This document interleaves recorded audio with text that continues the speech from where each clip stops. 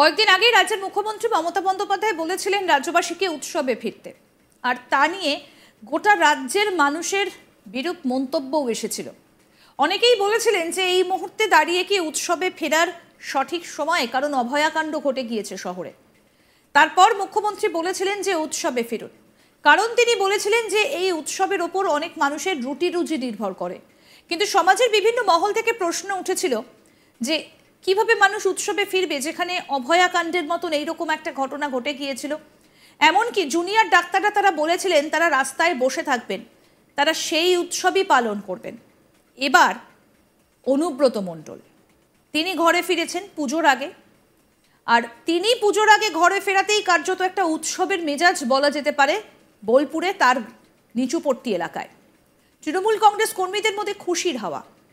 আর প্রিয় ভাই কেষ্ট তাদের গ্রামের বাড়ির দেবী দশভুজা দর্শনের জন্য দিল ছুট। মুখ্যমন্ত্রীও বলেছিলেন উৎসবে ফিরুন। প্রিয় ভাই কেষ্ট তাদের গ্রামের বাড়ির দেবীর দশভুজা দর্শনের জন্য ছুট দিলেন।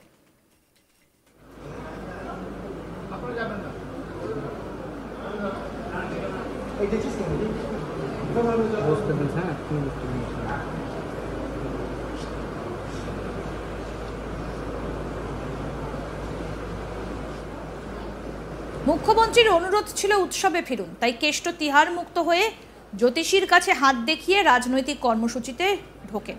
প্রথমে দলীয় কার্যালয়ে গিয়ে তৃণমূল নেতাকর্মীদের সাক্ষাৎকার পর্ব সারেন। তারপর শুক্রবার অনুব্রত মণ্ডল মেয়ে সুকন্যাকে নিয়ে পৈতৃক ভিটে হাটসেরান্দি গ্রামের বাড়িতে সোজা চলে যান। সেখানে রয়েছে অনুব্রত মণ্ডলের পরিবারের দুর্গা মন্দির।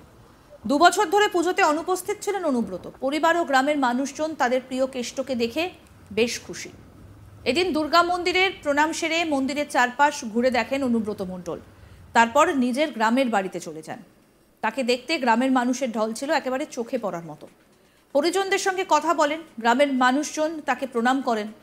সেই সঙ্গে এলাকাবাসীদের খোঁজ খবরও নিয়েছেন কেষ্ট। এবার পুজোয় কি করবেন তা জানতে গেলে তিনি বলেন সপ্তমীর দিন বেলা 12টা থেকে 12:30 নাগাদ গ্রামের বাড়িতে পুজো দেখবেন। কি বলছেন তৃণমূল নেতা অনুব্রত মণ্ডল, শুনব। নিজের বাড়িতে একটা আলাদা জিনিস, পৈতৃক বাড়ি। আমার একটু আসতে বাবার জন্ম এখানে, আমার দাদুদের জন্ম এখানে, আমার বাবার দাদুদের জন্ম, তাহলে পৈতৃক বাড়িতে একটা সুভাষচন্দ্র মণ্ডল একদমপুর কলেজে পড়াশোনা করতে পারে, কিন্তু হাটসেরান্দি বাড়ির ছেলে তো।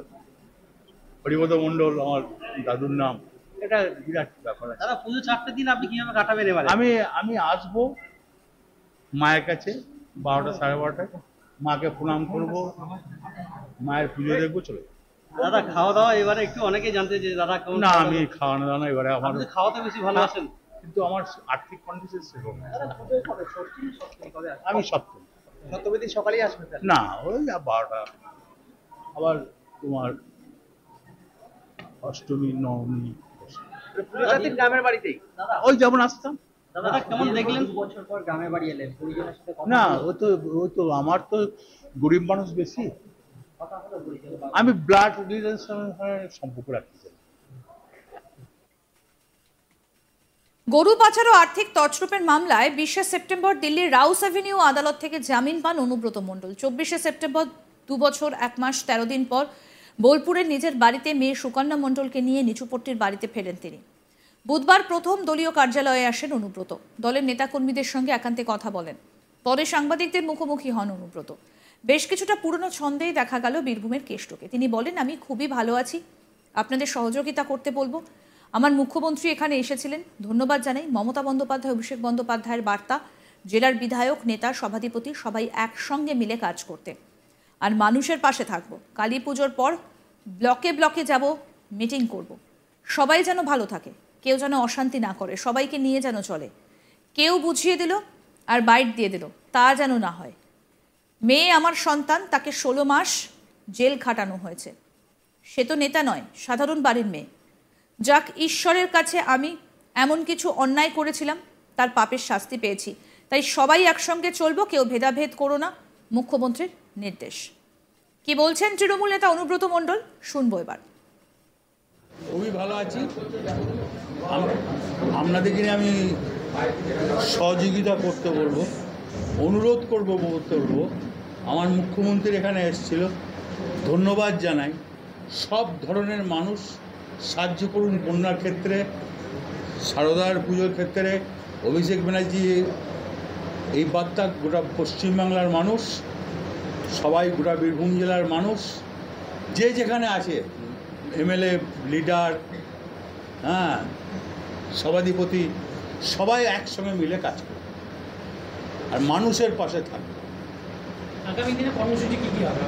দেখুন, এখন তো এই বর্ষা, পুজোটা যাক, হ্যাঁ, কালী পুজোর পর, দেয়ালির পর ব্লকে যাবো, মিটিং করবো, সব কিছু। কালী পুজোর পর থেকে সক্রিয়। হ্যাঁ, আপনাকে আবার আগের মতন দেখা যাবে, আগের মতন কাজ করতে। আমি যেমন বললাম সবাই মিলে করবো, আমরা আগের মিলে কেন করবো না? তাই কী জন্য পার্টি অফিসে আসছি, কী জন্য মানুষের সঙ্গে কথা বলছি, সাধারণ মানুষ মিশবে, বুথের মানুষ, আর কেউ যেন অশান্তি না করে, সবাই যেন ভালো থাকে, সবাইকে নিয়ে যেন চলে।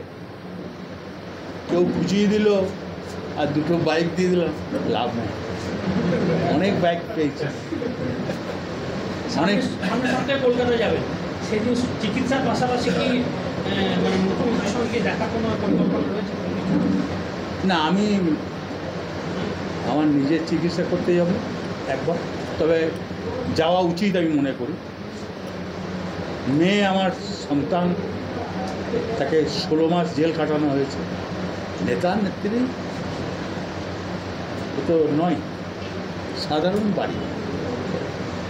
যাক, ঈশ্বর, আমি এমন কিছু অন্যায় করেছিলাম ঈশ্বরের কাছে, তার পাপ শাস্তি পেয়েছি, সবাই মিলে একসঙ্গে চলে। শান্তনু হাজরা আমাদের প্রতিনিধি কি প্রতিবেদন তুলে ধরেছেন শুনবো এবার। এই মুহূর্তে দাঁড়িয়ে রয়েছি অনুব্রত মণ্ডলের যে দুর্গা মন্দির, সেই দুর্গা মন্দিরে। বীরভূম জেলার এটি হাটসরন্দি গ্রাম। এইখানকার গ্রাম বাসিন্দারা কিন্তু প্রায় 2 বছর পর অনুব্রত মণ্ডলকে কিন্তু তারা নিজ চোখে দেখলেন এবং আপ্লুত। আমরা গ্রামে ঢুকতেই দেখলাম যে অনুব্রত মণ্ডলকে ঘিরে কিন্তু উদ্দীপনা, খুশির উচ্ছ্বাস গ্রামের মানুষদের মধ্যে। অনুব্রতকে অন্য অনুব্রত রূপে দেখা গেল। এখানে গ্রামের একবারে প্রত্যন্ত গ্রামীণ যে মানুষজন রয়েছে তাদের সাথে কিন্তু খোলামেলা কথা বললেন। বিভিন্ন পরিবারের লোকজন, এই গ্রামেই কিন্তু তিনি বড় হয়েছিলেন ছোটোবেলা থেকে। তারপরে তিনি বোলপুরে ফিরে যান। রীতিমতো এই গ্রামটাকে কিন্তু তিনি ভুলতে পারেননি। আজ তার তিহার মুক্তির 4র্থ দিন, আর এই 4র্থ দিনে তার যে গৃহ মন্দির। আরও আপডেট পেতে দেখতে থাকুন আজ তাক বাংলার ইউটিউব চ্যানেল, সাবস্ক্রাইব করুন।